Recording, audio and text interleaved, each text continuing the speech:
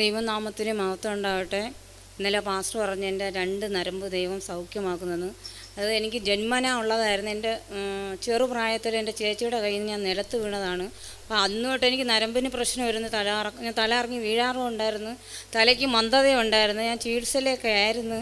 പിന്നെ 2017 ഞാൻ വിശ്വാസത്തിൽ കടന്നു വരുന്നത്. അപ്പോൾ ഈ സഭയിൽ വന്നതിന് ശേഷമാണ്, ഞാൻ സഭ വന്നിട്ട് 5 വർഷമായി. പാസ്റ്ററിൻ്റെ സഭയിൽ വന്നതിന് ശേഷമാണ് എനിക്ക് ഞാൻ ന്യൂറോളജിയുടെ മെഡിസിൻ കഴിച്ചുകൊണ്ടിരിക്കുക. ഞാൻ ഉപാസനയിൽ ചികിത്സയിലിരിക്കുകയായിരുന്നു പാസ്റ്ററിൻ്റെ സഭ വരുന്ന മുമ്പേ. പാസ്റ്ററിൻ്റെ സഭ വന്നതിന് ശേഷം ഞാൻ ഹോസ്പിറ്റലിൽ പോവേ ഒരു മെഡിസിനും ഞാൻ കഴിച്ചിട്ടില്ല.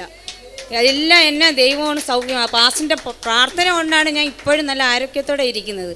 പാസ്റ്ററിൻ്റെയും കുടുംബത്തിൻ്റെയും പ്രാർത്ഥനയും അനുഗ്രഹവും ഉള്ളതുകൊണ്ടാണ് ഞാൻ ഇവിടെ ഇരിക്കുന്നത്. സഭയുടെയും അല്ല, എൻ്റെ കഴിവല്ല. ദൈവം ദൈവം പ്രവർത്തിക്കുന്നുണ്ടെങ്കിൽ അത് ദേവദാസം പ്രാർത്ഥിച്ചെങ്കിലേ ദൈവം അവിടെ പ്രവർത്തിക്കത്തുള്ളൂ. അതേപോലെ എനിക്ക് 23 വർഷം കൊണ്ട് എനിക്ക് തൈറോയിഡിൻ്റെ മുഴയുണ്ടായിരുന്നു.